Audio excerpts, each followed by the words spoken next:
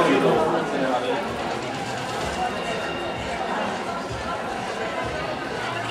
bych vás ráda přivítala na dnešním křtu nového DVD.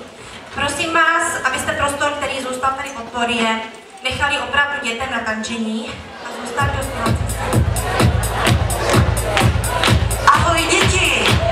Začíná show!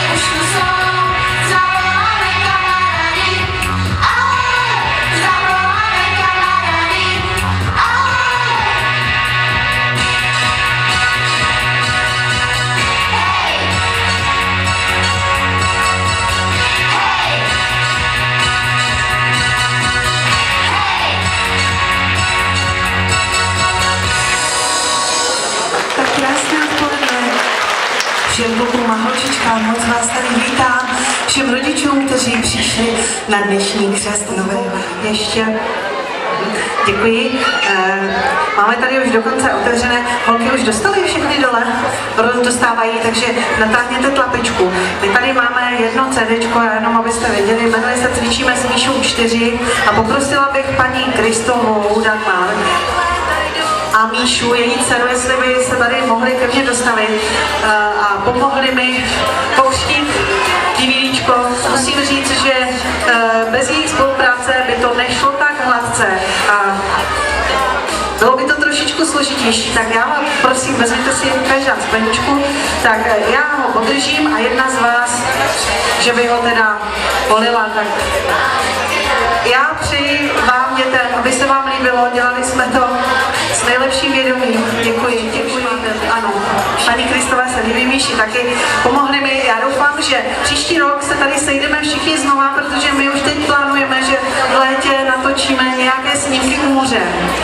Tak to ještě nebylo. Už jsme točili v zimě, točili jsme v lese, jak jsem říkala v zoo, ale u moře ještě ne. Takže já bych připila na to DVDčko, ať se vám líbí. Děti, a já se tady ještě poprosím, oni mě to odnesli.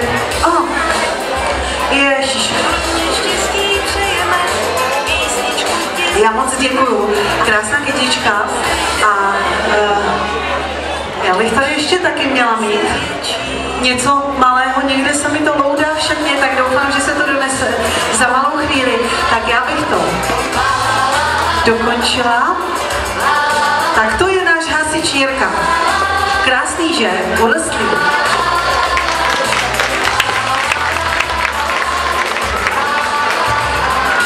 Tak a já teď poprosím, že my si dáme ještě jednu písničku, já vás pak pozvu ještě jednou, jestli něco malého zdrželo v šatně. Jo, ještě.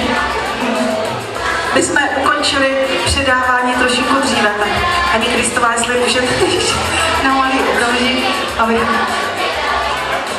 Máte to vypít, ano, prosím, všichni vypijte své skleničky, určitě to jsem ráda, už jsme se všichni našli. Já bych poprosila ještě jednou paní Kristovou a Míšu. Já jsem si taky dovolila pro vás tady něco připravit. Já jsem vám chtěla moc poděkovat, že jste takhle všechno zařídila téměř za mě, téměř. Já jsem vlastně potom už jenom přišla a odtancovala, takže moc děkuju, už se nám to trochu namoču. A ještě bych chtěla poděkovat Míši, protože ona ty děti dokázala tak zpracovat, že byly veselé, i když museli stále 2 hodiny nebo 3 v kuse tancovat. Tak Míšo, moc děkuju. No, děkuju. A myslím, že bez téhle pomoci by to asi nešlo. A teď už konečně máme vypito, máme tady mažoret